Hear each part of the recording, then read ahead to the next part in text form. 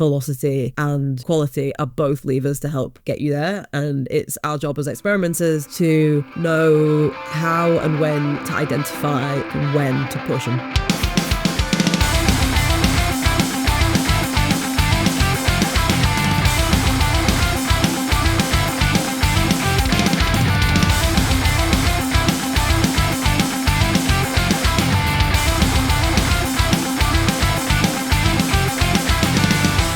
Going on, certified homies? Welcome to another episode of From A to B. You have Shiva, and I'm joined by Emma, Biscuits and Gravy, Travis. Nice. Do you know what that's from? Yeah, the time we went for Biscuits and Gravy, right? Yeah.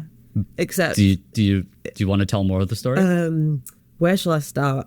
I was very hungover. Very hungover. This was a former life.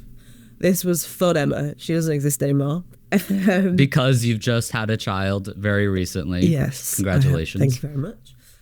But yeah, Fun Emma does not come out to play nowadays.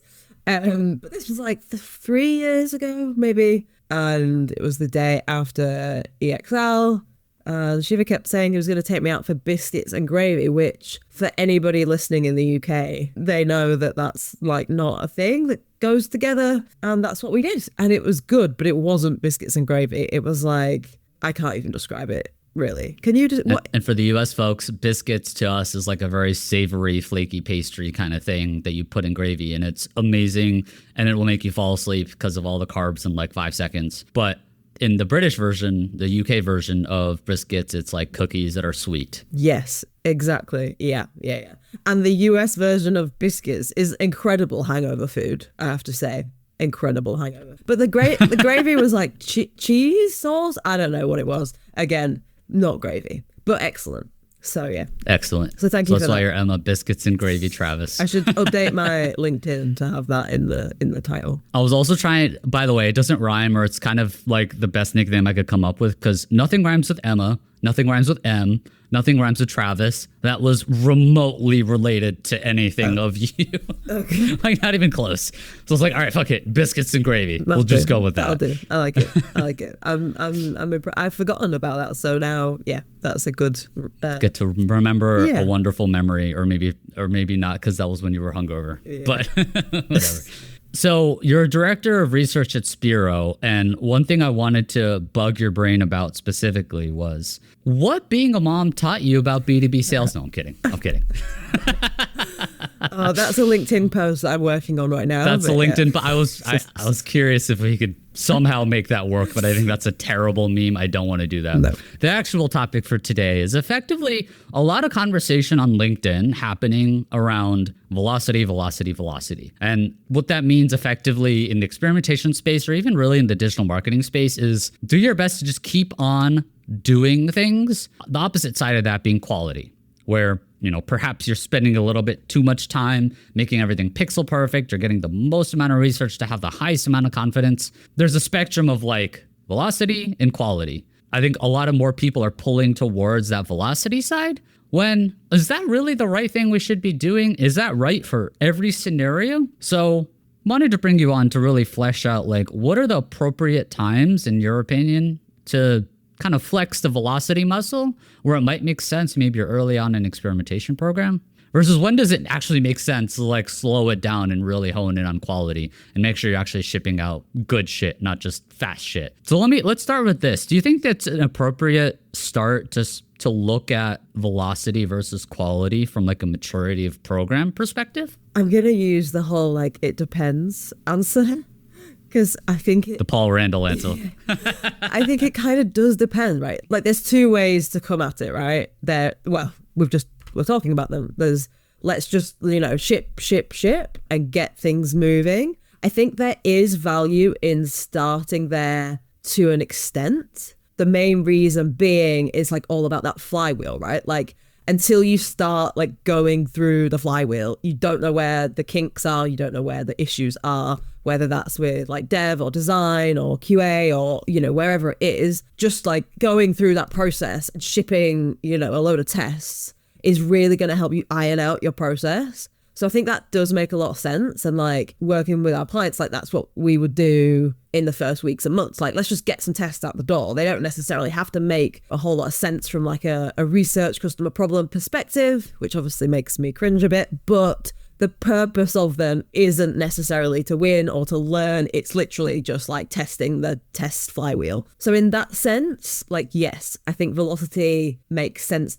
at the beginning to kind of iron out those kinks. But as I've kind of alluded to, with like my research hat on, I've always felt that velocity as a metric for success when it comes to an experimentation program is just loaded with a lot of negative sentiment for me, because I feel like it's related to this whole like spaghetti testing, just coming up with loads of ideas. Like, if that's the success metric without any guardrails for quality, then I think, you know, yes, maybe you've run 100, 1,000 number of tests in a year, but what have you actually achieved from that? I think it makes sense in certain scenarios, but I think we need to be careful where we're just throwing around the velocity metric. Let's take it to the extremes for each one of these. So if we do exclusively velocity and, you know, quality is super deprioritized, you might run 100 experiments in the year. Are you going to drive significant impact? Maybe, maybe not. And I think,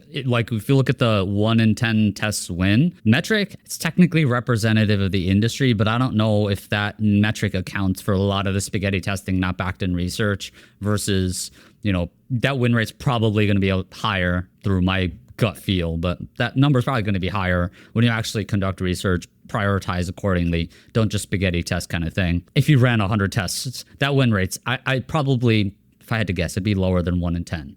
But then when you look at your experimentation program over the year, you're like, we ran 100 tests. How much did we actually move the needle? If you had, let's say, 10 test winners, are they big test winners?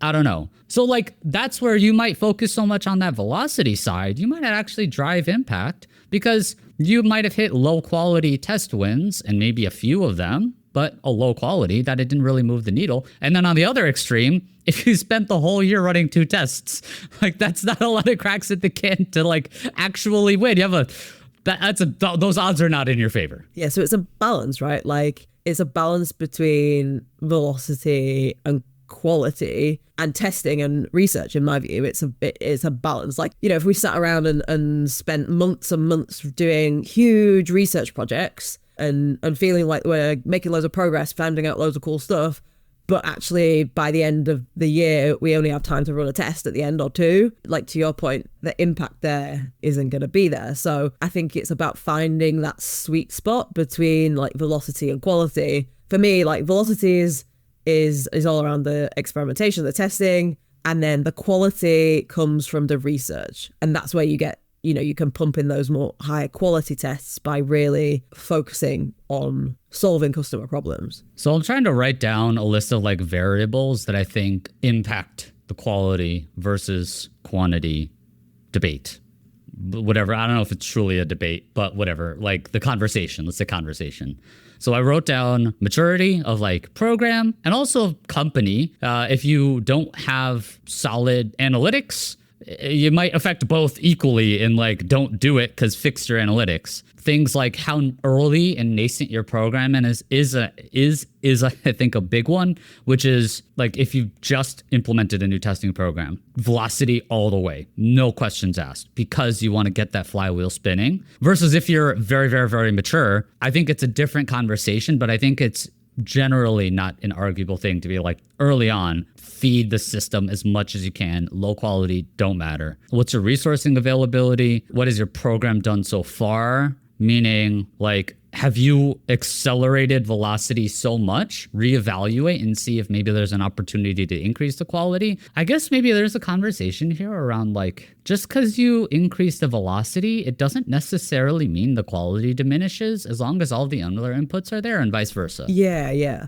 And this kind of relates to like a lot of the things you just mentioned, like resourcing, for example. Like if you've got the people and the budgets and such available, like you kind of arguably maybe, and you know, you can have everything. Like you can have a high velocity, high quality program, and that's like the goal. That's like the North Star. that we're all trying to get to. But like we talk about when we talk about, you know, traffic levels being another key thing to consider here, we don't all have all the things we would like. We don't all have all the traffic in the world. We don't all have, you know, a user researcher at hand to run research for us, to nicely feed into our program, etc. So it's like, yes, this is the ideal world, but then how do we like get closer to that North Star metric of high quality, high velocity with the constraints that we're all, you know, working within, either in our businesses or with our clients? Because as we know, like there are so many of those constraints. It's funny because I was imagining like an airplane taking off, and like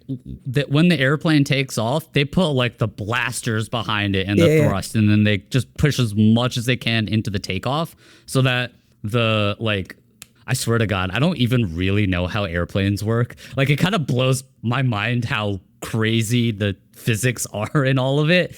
You also hate flying, don't you? Okay, so unrelated. I love flying. The part of it, I hate it because I had an issue with my like sinuses where the pressure wouldn't fix itself, like regulate. Shit. So whenever I would descend, the pressure that was built up in my face, it literally made me feel like my eyeballs were going to pop out of my head every plane descent. Okay. So I love flying. It's cool. I hate pain in my brain, which I don't think is an unpopular take. Most people. Spicy take. I hate pain in my brain. I thought it was like, because you didn't like being squashed up in a little seat. Oh, I hate that too, but that was the least of my concern when I felt like my eyeballs were going to pop out of my head. You could take my armrest if I don't care. Okay, like, it's fine. But it is interesting, like, it's almost a plane analogy where, like, you have to push as much as you can into, like, the propellers. Do they use propellers?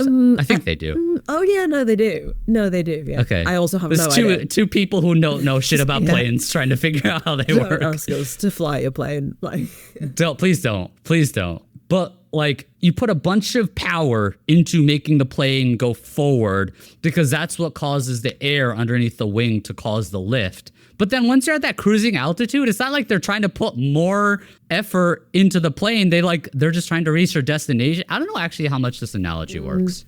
So it's like velocity. You go from like 0 to somewhere. That's like that initial velocity spike, right? That we talked about with the flywheel testing. So that's that. Yes. And then as you're ascending, you don't, by the way, when you ascend, you don't just go straight up. Like, sometimes the runway isn't angled properly. So you have to adjust where your plane's going, and that's almost the quality aspect of it, isn't it? Maybe. Yeah. You can't just let me have this. Yeah. But you made me think of so I think that something that this makes me think about is like, so something I've been thinking about a lot, which I'm not going to try to relate everything to like being a mum, but like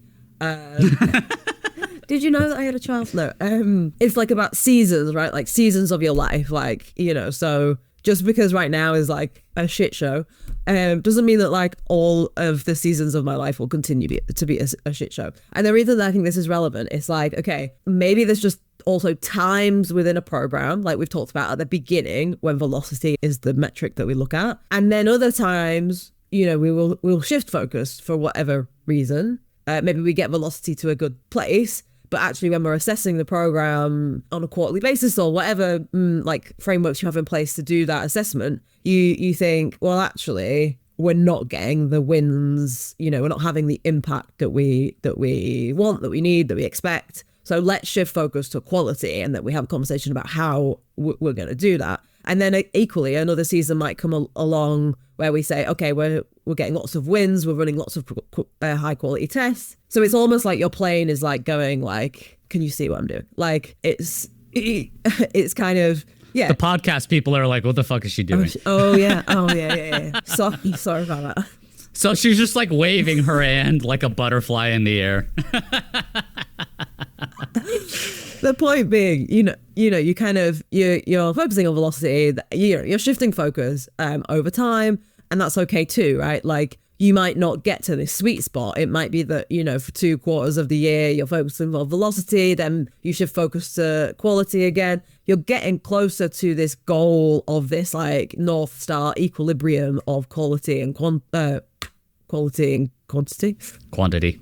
Yep. And that's the cruising altitude of the plane. You have to, I think my analogy does work, and I'm going to try and justify it. So you first start off with velocity to get the plane up, but then the way that a lot of the planes work with like the taxi system is like when you take off, it's not a straight shot towards your destination. So sometimes the plane has to like turn around and like go follow the compass to figure out, oh, we got to go south, but the runway's angled north. So we got to make a 180. In that same way, that's where that qualitative research helps you angle. And you're not focused on velocity while you're making the turn. You're focused on, let's get the direction right. And I think that's the quality piece. And to your point, at some point, you reach an equilibrium when you've reached cruising altitude where your speed's great and your direction's great. This analogy continues to hold. I love this. So let's say, for example, you're in the air, God forbid, some like tornado, actually tornadoes don't happen that high. Some like freak thing happens in the air and you have to adjust course. That could be a business problem that occurs, right? Then you don't just turn the velocity down, or you don't just take the quality and go around it. You have to maneuver both based on the business disciplines and stuff. This analogy is kind of fire. Good job, Shiva. It actually does work. So this tornado or whatever, like high winds. It's definitely not a tornado. High winds.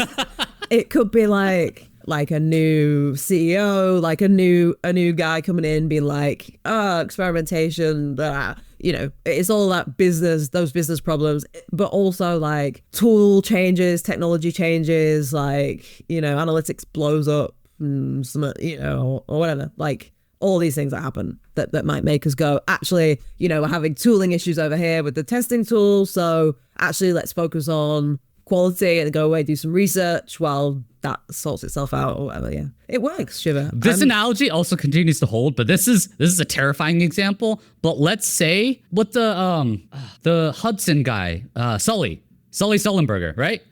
So in that example, when he's flying, he hit birds in the air, right?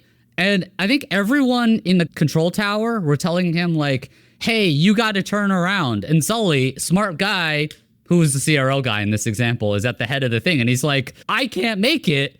I'm going to try and like, we're going to land in the Hudson River because that's the safest option. And like, it's funny because like he kept his velocity up, but like they had technical issues. In that same way, like if you are in God forbid, you're in a plane and they're like, oh shit, we ran out of gas. That gas might be the metaphorical, like new leader coming in and taking away your resources or something.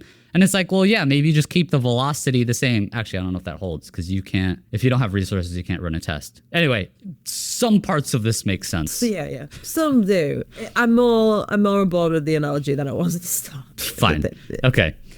Anyway, what's interesting to go deeper into this is trying to figure out how do you audit your program to know when should we mash the gas pedal on velocity versus when have we reached velocity peak and how do we improve the quality?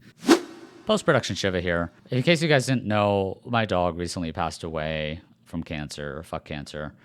He was my ride or die. He's my absolute everything. And that's why we took a little bit of a breather from A to B. So we're back at it. I'm trying to get back into the swing of things. It's not going to be at 100% peak capacity, but trying to get back into the swing of things here. For everyone that showed love and support and compassion and kindness, I super appreciate all of you guys. You guys are all amazing. I had some really, really great messages, and I appreciate you guys. You know, some of you guys haven't even met me, and you guys had really, really, really nice things to say. So I appreciate all of that in particular. Trying to get back into the swing of things here. So for those who came back, thanks for being patient. For the newbies, we got a newsletter from a to b.beehive.com. So from a to b.beehiiv.com. Has memes, has video clips from the episode, and other really good shit, stuff that I talk about. So feel free to subscribe to that. It's free. Just need your email to know where to send it to, the newsletter and stuff like that. I'll also be emceeing EXL coming up in Austin. So if you guys are coming, feel free to come through. I'll have stickers. I have some merch if you guys feel like buying any to support the pod. DM me on LinkedIn if you want a shirt. But anyway, just want to wrap up and we'll get back to the show in a sec. I appreciate all of you guys who sent me nice notes. Trying to get back into the swing of things. Appreciate the patience. And yeah, let's get back to the show.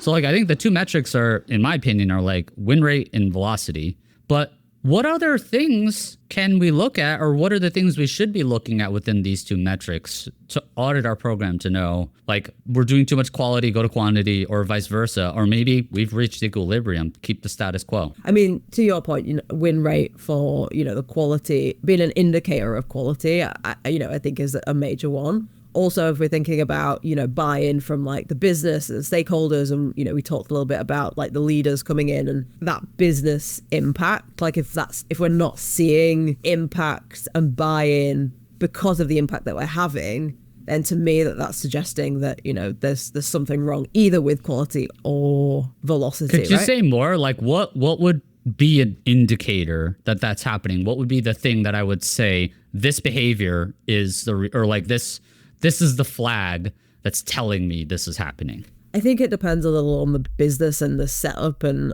such with regards to like the maturity of the program. But when we talk about experimentation maturity, we talk about like engagement from across like businesses. Engagement meaning like people participating in the program. Yeah, people coming up with test ideas from across the business, for example, like people coming along to your like lunch and learns where you show your test results, people like opening your emails that you send out about the tests, all of these like things that we do to help with that engagement piece, where in those sessions we're able to like say, this quarter we've run this many tests, but look at like the impact that we've had on these key business metrics, like how cool is that? Then I think that that's gonna help to keep up with that engagement. But if we're coming along to those sessions and saying, either we're saying we ran 2 tests and like they didn't do very much, then over time people are going to be like, well, I'm not going to go to that, or I'm not going to come up with those test ideas, I'm not going to tell the experimentation team about this idea I've had or this insight that I've come up with, or that I've heard about, because like CBA, like nothing, it's not interesting, it's not exciting to anybody, it's not engaging ultimately. I think if people are getting excited about what you're doing, then that is an indication of a program that it has got wide engagement from across the business. And you could only do that with velocity and or quality, or ideally both, right? It's interesting because it's almost like bounce rate as a metric, where bounce rate going up or down doesn't tell you much in isolation, but it is an indicator of some change, and it's on you to figure out deeper what that is. And your engagement rate that you're highlighting is engagement with experimentation programs. If you run a lunch and learn, if you send Slack messages and you get 2 reactions, and one of them's your boss and the other one's you accidentally clicking a smiley face, right? Like that kind of stuff, those are indications that perhaps your program needs some auditing. It's interesting because if they say like the signal might be whatever metrics you're reporting on aren't interesting or engaging enough. It could also be the information that you're presenting, right? Like you could be running a good program, but it could be you're boring as fuck. So stop being boring. But you wouldn't know. You wouldn't know, would you? That's a hard one. That's a hard one to solve for. And I think like assuming you have not dense test reports and you lead with like insight and data and you have visuals and like you have some basic things, most likely it's something to do with the metrics that you're talking about, that if you ran 50 tests and you won twice, that might actually be a detriment where people are like, we have a what? I can't do the math, like 0.25% win rate, whatever. Like you have a very low win rate. People are like, why are we doing this? This is like, you're doing so much and actually doing like implementing such little. Some people might think that. On the flip side, if you've only run 2 tests and they were both winners, but people are like, you ran 2 tests? Like, why aren't we doing more? And that might be indications to like, oh, maybe we need to think about getting, and then you cross-reference that with like the test submission form has 3 ideas and it's all Shiva ideas, right? Like then you start to build an understanding of what's happening in the program. I think it's really apt to say engagement with the program is something that needs to feed into how you evaluate quality versus velocity. Yeah. And I guess like there's also like obviously our work agency side, so we would do like QBRs like with our clients, but we'd be having these conversations and maybe if you're in-house, then it's with your more immediate team. There's also these kind of conversations that will happen there, right? That are kind of similar conversations around impact and quality and velocity and all those things, like assessing both, like what is the quality, that's win rate, how many tests have we actually run, and really weighing up where those levers exist. And I think that the other thing is obviously things like traffic levels, where we've actually tested, like is there opportunity to increase velocity from a traffic perspective? Have we run only 2 tests on one particular page? Like, why aren't we testing in more areas of the site? It's almost like a heuristic review, like of your own program, right? To kind of say like, okay, I almost see it like happening visually. Like you have the website like in screenshots on a Miro board. I'm obsessed with like Post-it notes and Miro boards. It's like a UX researcher thing, I think, but like I'm obsessed. Anyway, and you kind of visually see the program. I almost love the idea of like being able to visualize the program and say like, okay, over the last quarter, these were the tests we ran on these pages, and we have like little sticky notes to say, showing where we ran tests, and then like what the tests were and what the impact was, maybe color coded Post-it notes, even better. And you kind of then like say, well, okay, like where are the gaps, overlaid with like traffic data, so that we can kind of, well, you color code that, right? You got to color code it from like green as high traffic to red, which is low traffic. Yeah. Do you know what I mean? And it's almost like, it's like a gap analysis, isn't it, of your program, to kind of say like, are there high traffic areas of the site that we're not touching? Why did we run all of our tests on these pages that are going to take weeks or months to reach any kind of significance? And therefore, like, we can shift our focus to increase velocity, for example. I don't know if I'm going off on a tangent here, but like I like this idea of like this gap analysis. This is all amazing to visualize, effectively optimize our optimization program, right? We're optimizers at heart. We need to figure out how to take the principles we do that we apply on websites and then apply it to the process that we do to optimize the websites. So it's all amazingly smart mom brain that Emma has to say all these things. I wonder if you're actually optimizing and A/B testing anything with Travis at all. No, just a hard no. Absolutely winging it is what I would, and this is how I would describe this strategy. It's a strategy, fair enough. But on that point about like mapping everything on the board, I could visualize this. Actually, this is some shit I'd love to see Spiro do. Is like literally build some type of process that will help me categorize the pages, the traffic, and like be able to visualize all of that. So yeah, go do that. Thank you.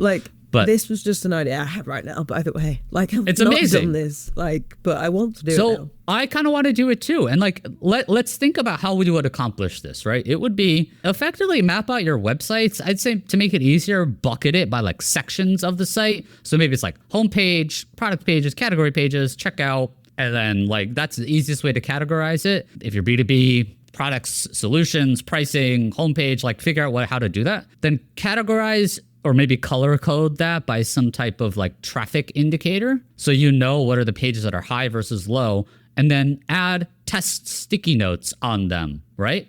But as I was thinking through this, I was like, you could visualize the quantity with the amount of stickies, but how do you visualize the quality of the test? Visualizing the quality of the test is the means, but how do you actually indicate the quality of a test in some mathematic way?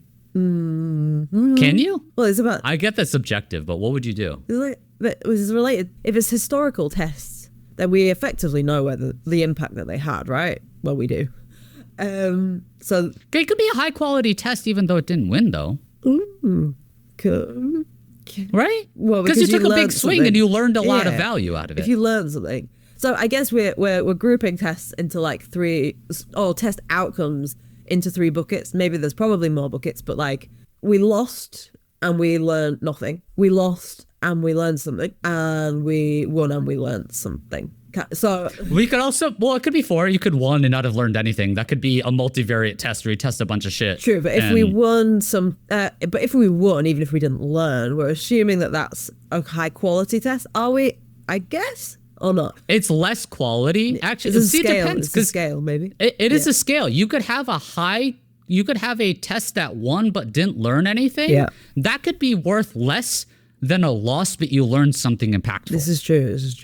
Yeah. That's why I get that this is all subjective, by the way. It's also quite a philosophical thing, like what when it comes to outcomes and impact, right? And that relates to this whole like, are we testing to learn or are we testing to like make more money ultimately, which again is like a different episode probably.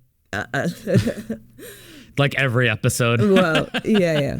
And it also massively, I guess, relates to that quality over quantity thing, because going back to the beginning, like and my whole thing about like having the research hat on and all that, like I feel like the velocity metric is more of a win-win-win at any cost kind of metric. Whereas quality, I feel, is more of a we want to learn along the way kind of metric, and we want to research and we want to really understand the impact that we had on user behavior and what that means and how we could use that in future experiments and across the business and yada, yada, yada. Anyway, I forget my point, but no, I actually have forgotten my point. No, that happens a lot. I do want to pull it back to the conversation around quality indicator of a test, because I think you were pushing a little bit of like the quality hinges on the output of the test.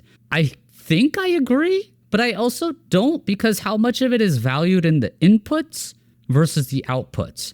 Is it a high quality test if you had like 7 forms of research backing into it and it didn't require too much work or time or effort, and it was a business driving one, meaning it impacted the business in a significant way and it was running a high quality test, and you didn't learn anything? I'm sorry, it didn't win, but you learned something. It's the end and the beginning that creates that quality of it. It should be inputs and outputs when it comes to the quality of the test, I think. I think that makes a lot of sense. I agree with you. If we learn something along the way, then yeah.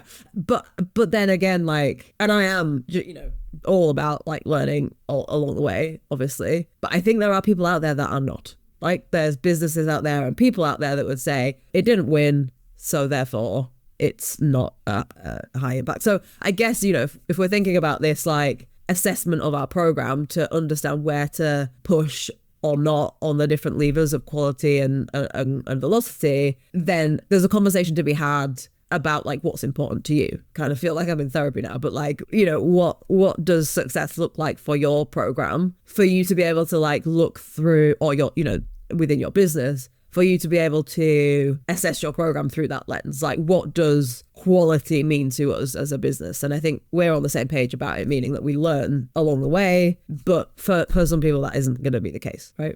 Agreed. I think to your point, quality for us is we either learned something to take us to a win or we literally won. Best case scenario, that thing is both. It's something that we've learned and we won, because that not only informs green dollars now, but potential green dollars in the future. It informs the next thing as well, right? Yeah. I would hope that most people listening to this podcast understand the value of learning and iterating when we run the test to run a test to learn program, not a test to win program.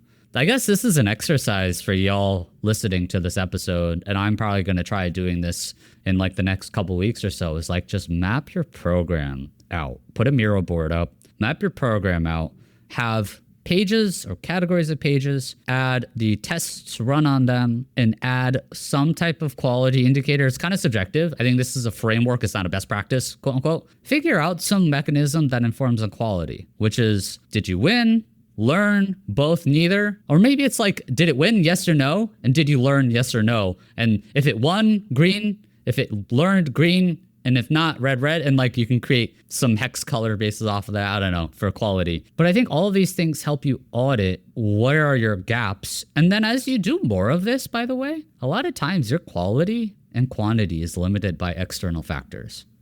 The quantity might be limited by engineering being able to help you pump out tests. Your quality might be limited by the research team or other things, That's why it's so important to have both levers, right? And to know when to push and pull, because like we said before, the development roadmap is totally backed up with X, Y, Z. Okay, well, let's go away and do some research. And that's where we need to have a plan in place for like, okay, if we were to do some research, like what's the next thing that's important for us to research as a team? Like, if that's lined up, ready to go, we have a methodology planned, we know what it is, whether it's like, what are the key issues that we're facing at the moment? What do we want to dig into? Where do we want to run that like focused research? And then we could just go ahead and do it. Because I think that the place you don't want to be is like in a weird like limbo between the both, where it's like, oh, well, we're not really testing much at the moment because we've got no dev resource. So we're planning some research, but actually we're just sitting around twiddling our thumbs, like going back and forth about what research we're going to run and what we're going to do. And that ends up taking months. And this is where research gets bad rep, because people think it takes ages, because people do just like pencil push. And it's like, just get on with it. And part of that, I think, is having like an ongoing like research wish list almost of like, okay, maybe we're pushing on velocity right now and that's fine. If and when we do come to do some more research, these are the things that are high priority for us because of X, Y, Z, and these are the methods, or these are the people we need to talk to, or whatever research it is, so that it's easy to push and pull on those levers where required. This is almost like a hackathon episode. Like, we're kind of figuring out how to like do this. I think part of it's also like, how do you incorporate the resourcing into this CRO audit thing that we're doing? I don't know how, but I think it's important to know that the velocity and the quality are generally not independent of other teams. Did I say that right? They are dependent on other teams. Yes. Yeah. In many cases, unless you have your own resources, even then I'd wager there's still probably some dependence you have on other teams. But I want to ask you a couple other questions that keep on this. I love nerding out on this, and they popped in my head. As we're thinking about conversations with velocity, especially early on, I've dealt with this where like the focus early on is velocity, spaghetti test, try as much as you can, see what happens, and get that increase in velocity, the focus on velocity gets people interested and gets their ideas in. So from like a build experimentation culture perspective, it actually can be valuable to focus on an increase in velocity, especially early on with this new shiny object. The more you could capitalize and strike while the iron's hot, even if the quality sucks, even if it's shitty ideas, the more you could just get people in quickly. It's harder to leave than like you've started it and get people in and they're like, no, I'm good, I don't get it, whatever. So that's a challenging conversation, but I think I agree with that. I think that's why like Ben and Ryan, Lucht and Ben LeBay, like all these people are talking a lot about that. I agree with that. One of the challenges I've had personally, and I know other people that have, is like when you get to that cruising altitude or when you're ascending the plane, how do you actually pivot away from velocity or focusing on velocity to get to inserting quality, knowing you might look at a QBR month over month or year over year, or I'm sorry, not year over year, like month over month, quarter over quarter, and you see like our velocity went down, and it's like, well, there's a good reason, but how do you do that? How you actually do it is research, right? Like you just do it, yeah. That's easy. No, but how you actually do it is research, I think. Like, and yeah, I could talk like all day about research and how to incorporate research into experimentation. Like I talk about like the 3 different types of research. So discovery research, focused research, validation research. And each of those is relevant at a different point in a program. I guess if you had gone from doing like no research whatsoever and you wanted to pivot towards quality, well, in an ideal world, you would start with like some discovery research. But discovery research tends to be the research that takes a bit longer, right? Because you kind of have to take a step back and look at large data sets, ideally across a range of different research sources, which obviously takes time. We also have to strategize the research. Like research is a long time to do it well. You have to strategize it. You have to build a plan. You have to get the resource and you have to get funding. You have to do the thing. You have to analyze it. Yeah. It's funny because A/B testing is like a lot quicker,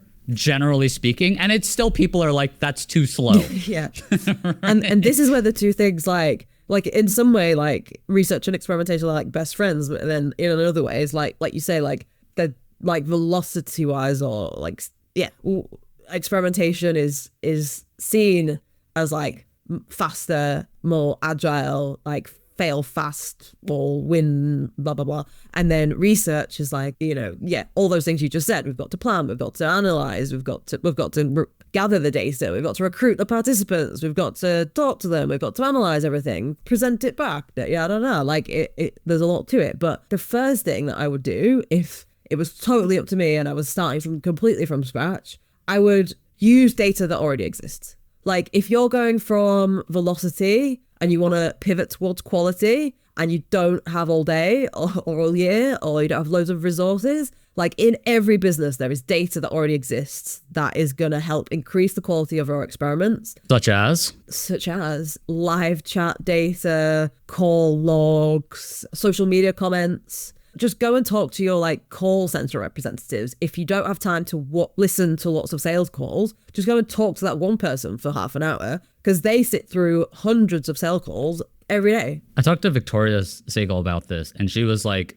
these UX people are like the librarians. The customer service, even UX people, even us, like we're the librarians of the knowledge. Like you come to us and you're like, hey, I'm trying to find a book about this topic and this thing, and they're like, go Dewey Decimal System, which I never understood. It's weird, but like they understand it. They could point you exactly where to go and find it and summarize and tell you the information. That's a perfect way. And as much as you might hate me for this, people might hate me for this, as much as I dunk on AI for maybe not being as good as I want it to be right now, this is a perfect use case for like just run some type of agent to just analyze your reviews, your logs, like transcript the logs and then analyze it. Like these are fantastic use cases for AI to save you time and money. Yeah, I agree. And I have a lot of thoughts that I've shared with you outside of here about AI. What's your spiciest one?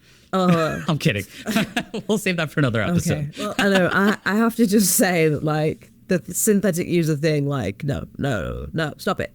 Just stop it. There are other prominent UX people who publicly and privately have said the same thing, by the way. I don't know. They're on your side. I don't know it. I am also on your side. Yeah. But yeah, that's just for another day. But I think, like at a very top level, like absolutely use AI to speed up your research. If it helps you to run more research because you're able to do some of those things that you talked about earlier more quickly. I used AI the other day to write me a screener for usability studies. It came up with like 5 different screener questions. I took 3 of them because I felt that some of them weren't quite right, and I didn't want 5 because I didn't want to get rid of too many people, etc. So like use it. Like I've been writing screeners for usability studies for like 13 years and I still got ChatGPT to do it, and it did a brilliant job. Like great, but don't use AI to replicate or imitate user behavior. Like no, don't do that. But anyway, yeah, I think that like a starting point to speed things up and pivot more towards quality is absolutely to utilize data that exists within the business. I spent this morning doing like social media comment analysis for a client. Like that just existed in the world, and we went and got it, and now we have insights. And I think the other thing, because we've been talking quite a lot about like engagement with a program and how this all fits together, like if you're taking data from within the business that is like known issues, like within the customer service team, for example, or data that essentially already exists around these frustrations, pains points, etc., and then we can show how we can use experimentation to help solve for some of those problems. Like I think that really helps from an engagement point of view to tell that story. It feels like more of like a business friendly conversation. Like the customer service team told us this and we tested around this topic and see the impact that we had, rather than, these shiny people over here that sit in these, this glass house. Why are the people shiny? I don't know. Maybe I was like, wait, what? I don't know. Maybe they just went for a roller. They're sweating because they're working so hard. Maybe, I don't know. No, I mean, like because they're the experimentation team, like in this shiny box, and like, does that make sense? It. Like, yes, the box is shiny. The people aren't shiny. Yeah, they're not sweaty. They're not sweaty or shiny. But you have this thing where the experimentation team can almost feel like, I can't really think of the right word right now, but like they're not a part of maybe not ingrained in the business. I mean, obviously when we're thinking agency side, this happens a lot as well, where we're going off and doing all this like fancy research and coming up with these cool insights and then experimenting, and like, we want to tell you all about the cool work we've done. It just almost kind of can come across a bit like self-fulfilling, like, whereas like I think the point I'm trying to make is if we're solving real business problems from like places that and people and problems that exist within the business, known problems that exist within the business, then that can really help to tell like a more engaging story about how experimentation can help the business overall. Like, it's not just about making the experimentation guys look good or making the agency look good. It's like, we're here to help grow your business, to help solve your customers' problems, you know? I think I have the summary of this, or I think I've distilled down an interesting thought. Velocity helps the experimentation program grow. Quality is that link with the business strategy that also helps the experimentation team grow in a different way. So they both help grow, but velocity isn't necessarily something that the business cares about. Quality is, right? That's the distilling of trying to take the idea of velocity and quality to help guide in you growing your program. If you've seen that as you're analyzing and auditing your program, if you're like, we're slowing down in like our ability to try out different things or our velocity is slower or whatever, that's a reflection of your experimentation process probably needing some refining, and try and fix that to try and get your velocity up if that's something that you have the opportunity to do. But the quality side definitely resonates more with the like engagement of people in the company, especially if you're not linking it with the business, which is, you should do that.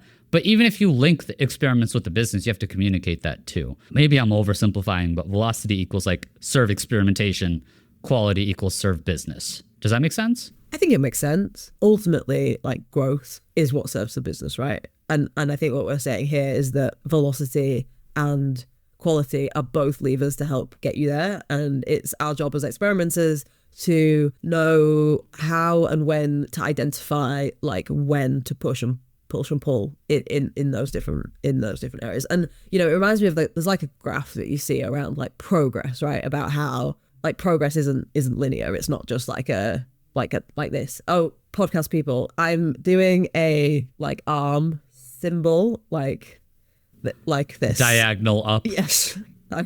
One of them. But the progress is worm. His wavy worm butterfly flying. I'll have, by the way, podcast people, I'll have some videos for these to look at our LinkedIn. Sorry. I'm not gonna get invited here again. So I think this is a good spot to just like wrap and summarize. I think the biggest takeaway is the hackathon that we basically figured out here of, obviously, optimizers, we should be auditing our program, but there has to be some way to tag quality for experiments and map your experiments with the swim lanes or your program itself to know visually, are there some gaps where like maybe your paid search pages need some love with velocity because you've run one test in 2 months, right? That it's a very easy visual way to represent it, but also quality will help you if you can somehow tag the quality on the experiment. It'll help you flag win or lose, insight generated, insight not generated. If you could have both of those tags associated with it, then that helps you quantify the quality. And if you notice that like quality is, let's say 100% equals win, 0% equals loss. Let's say you're trending from like 50% to like 30%, then that's a signal to be like, do we need to increase our quality? What's happening here? And help you audit your program a little bit better. The other thing is like, there's no right or wrong answer with velocity versus quality. It's just you have to constantly evaluate your program, not just within the numbers of the tests or the quality, but around it. What's your resourcing? What's the maturity? What are the people involved? I think hopefully we've explored the "it depends" part of that sentiment in the whole podcast. But I think it's a challenging one to just create a rule for. There is so much it depends. And if anybody who's listening happens to try this hackathon thing, this Miro board thing, like, I would love to know, because I have just made that up. So like, let's try it. I think I'm definitely gonna go away and have a go. That sounds like a Spiro framework. Yeah, it does kind of. Do you know, I think I know where I got the idea from now that I've said it out loud. In her book, Erin talks about, can't remember what she calls it. Erin Weigel, for those listening. Yes, Design for Impact. Yeah. Highly recommend. Book. So I think I posted about this on LinkedIn the other week, but in chapter 2, she talks about, I can't remember what she calls it, but she calls it like design, experience, landscape or something. But the principle she's talking about there is actually for output from research. So she's saying, run all this research, map out visually your user journey, and then use Post-it notes to overlay the insights and say, like, you know, people are dropping off from here and people struggled with this functionality. So visually mapping out the user experience But I think that that's like triggered that idea for me around visually mapping out your actual program. And essentially it's the same, but the outcome's the same.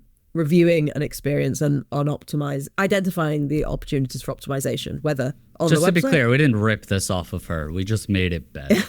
I think it's totally different, but it's exactly the same at the same time. Like, yeah. She's talking about it in user research. We're talking about it in like experimentation program of an experimentation program. Totally. Cool. Is there anything else that you could instill upon us fellow listeners for basically just the conversation around quality versus quantity? I don't like sound like a broken record about research. For me, that is the most important lever. It is about quality. Yes, there's time for velocity for certain situations and certain businesses, and ideally you get to a place like we talked about where you're doing both. Lots and lots of high quality experiments. I guess I just want to bang my drum that like research doesn't have to take forever. It doesn't have to cost the earth. And those things should not be excuses for not doing research and therefore not running high quality experiments. Because I think the excuses for not doing research are getting like less and less in the world where we can use AI to like help speed so much of it up. So I guess it's just like reiterating that the importance of that quality aspect and the importance of that research, because like we still need to use, and I almost see it like use the research to identify the key customer problems and then go all out from a velocity perspective in solving for that problem. You know, then come up with as many test ideas as you can that relate to that problem. Wait, so going back to my plane example, the research is the compass that tells you to go the specific direction. Yes. Right? Yeah. And then the velocity is just power behind turbines. Yes. So you shit on the example before. Now you come back full circle and you're like, good job, Shiva. You did the thing. Love it. Love it. I just want the validation. I crave validation. All right, Emma, this was amazing. We're basically at the hour mark here. I know that you're grinding away at balancing mom mode, but also being a director of research at Miro. But any cool stuff you want to plug? Anything else you got going on? Any frameworks you want to throw in the description box? Genuinely. Wow, that was a hard sigh. I would love to say that I had all sorts of side hustles and cool stuff going on to plug, but I mean, you're working 2 full-time jobs, to be fair. Deep in survival mode right now. Yeah, understandable. But yeah, I am, trying to get myself out and about there, out and about again, like on LinkedIn and in the world. So yeah, follow me on LinkedIn for spicy takes on user research. Amazing. Stealing that from you. And hopefully I'll see some of you around at conferences and such in the future once I, start to leave the house a bit again. Awesome. Emma, thank you so much for joining us. Thank you for having me. This was fun.